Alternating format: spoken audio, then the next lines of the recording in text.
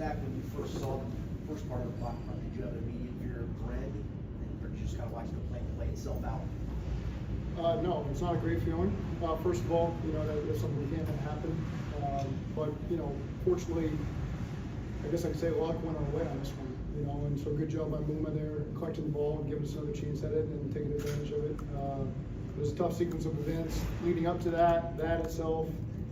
But again, fortunate that our guys were able to step up and make some plays on this one game. Are you happy with given the losing streak? Are you happy with getting a win, or do you feel like we should have been that No. close? We're going to enjoy this, and it's a short week, but I'm so proud of our guys for sticking together, through a lot of adversity over the last month.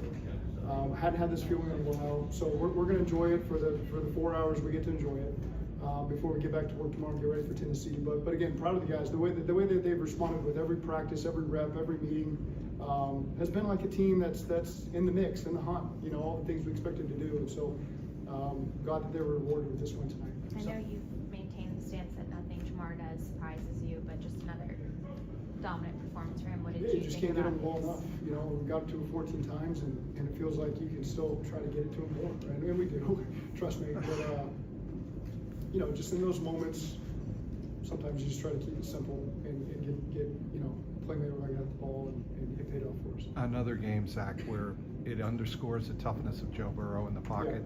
You talk about the hits he took and what he went through in this game. Yeah, and this, trust me, it's not even just the physical toughness, it's the mental toughness in this game, because what Zimmer does to you is as hard as it gets, and especially with a guy like Michael Parsons and a chess piece like that, it's exhausting. And so you're exhausted as a coach dealing with it, trying to solve those problems. I can't imagine what it's like to play quarterback and have to deal with that. And again, he keeps his composure and keeps moving along and keeps the sticks moving and finds a way to help us win the game. Was it the game plan to have him drop back, Joe, this 44 times, or have that many pass attempts? I mean, is that just the nature of the game? No, we had 2 minutes before the half. We've got those situations at the end of the game where you want the ball in his hands, and it's just kind of the way the game played out. But we did mix it up protection-wise more and tried to make something run as best we could. But again, sometimes in these tight games, the moment calls for the ball to be in Joe's hand and play football. What does it long-term do for you guys to win a game like this, in a season like this? It's just, we needed this feeling, and because those last 3 locker rooms haven't been like this, and so just to feel that the joy and the week's worth of work has paid off for you, and then you turn the page and you move on to the next one. But it helps you during the week, man, just to have this confidence. We got one, and now we got to go do it again. Did you feel a snowball effect in the positive direction for the defense in the fourth quarter? Yeah. Wilson making plays, Trey obviously. Yeah, guys were playing with confidence, and what they held them to. I guess it was 10 points then in the second half, because it was 17-10 at halftime. But they made some big plays for us to step up, and I think Osai with the sack at the end of the half gave us 3 points, got us the ball back. Trey closed out the game at the end with the big sack that put him in a tough spot. Even when we gave up completions on the last drive, guys were right there making the tackle, and then everything was contested. So just really happy for the defense, the way they finished that game. Chase Brown was really effective for you tonight. How much have you liked the way he's grown this year? You just got to get the ball in his hands. So you look at rush attempts, and so much of it is just us trying to get the ball to him quick on the perimeter sometimes, and that can replace some tosses. And so people look at those as pass attempts and 44, whatever. Those are just quick completions for us to get the ball out there on the perimeter and do that to Jamar, do that to Chase. Because you saw so many times they just got the ball quickly in their hand and exploded for big gains, and so that's just another way to get those guys quick touches. What was the combo like with you and Doug on that TD that Chase had that was eventually called a TD? What's that? What was the combo like with you and Doug on challenging that play whenever it looked like you might have gotten it but was rolled out? Yeah, I can't see. Doug and I are the only people that can't see anything. So we're just relying on the guys upstairs, and they did a good job with the feedback that it appeared that it was a touchdown, and so that's why we challenged it. It looks like he's just been really explosive, hit the hole hard, and just ran really aggressive all season. How big has that been for y'all offensively, and how much has that enabled y'all to get some plays that maybe y'all haven't been able to get previously? Yeah, you just break through that second level, and he's got a chance to take to the house. And so again, it's just he's doing a good job as the game gets going, feeling those holes and hitting them fast, and then you're up on the second level, third level quickly, and there's some explosive plays behind there. You said you can't get the ball to Chase enough. Yeah. Were there some plays tonight where it was maybe kind of looking a little too much towards it with the interception? Is that something that maybe No, you take with just trying to get him the ball as part of it? I don't know that it was I don't know if it warranted interference necessarily, but I think he, as we watched, he got bumped a little bit. I don't think there's anything that should have been called necessarily. We'll have to watch that to see what it looked like.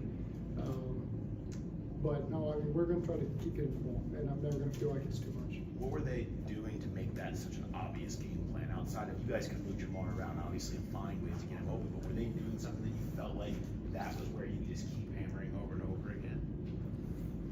No, I mean, we just tried to make him the primary as much as possible, and just, we did him touches on jet sweeps and quick perimeter throws, and, Joe checked to a couple of those quick throws to Gesicki and Jamar as well, and, again, you gotta give them credit. It's a good team, they fight the right way, we got a really good coaching staff, they make it hard on you.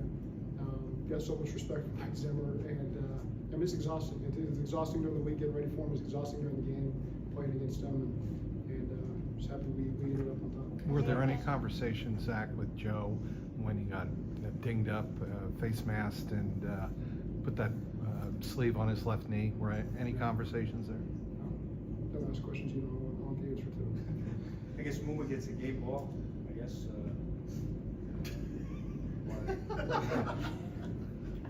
Gotta watch the whole play.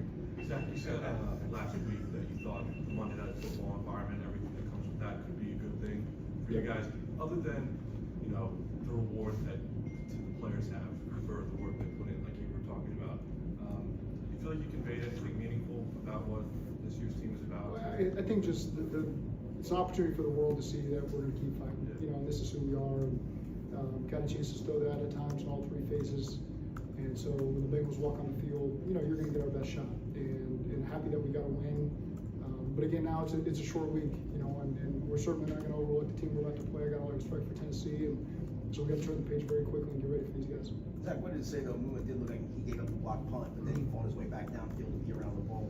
Yeah, it didn't put on the play, and so again, that's something to be said for that. So we've obviously got to make the correction and can't have the first part of the play, but whirlwind of events there that got us the ball back and allowed us to go win it. I know we ask you about Jamar all the time, but do you allow yourself as a coach when you have these primetime games when he makes the plays that he does, and then, I don't know if you saw, but he had this moment with Joe post-game where they're like shoving a donut on each other, and, they're just so happy. Like, do you allow yourself to just, take a moment to soak in, like, that you're coaching him at his prime, I Joe? don't take that for granted for 1 second. I really don't. And so the last play was the simplest play we can ever call. We've been running that plays for 30 years. It's as easy as it gets. Day one install. And you're just trying to keep it simple, get the ball to a guy like that can change the game, and that's what he did. But I don't take for granted coaching Jamar Chase. Okay, thank you. Thanks, Zach.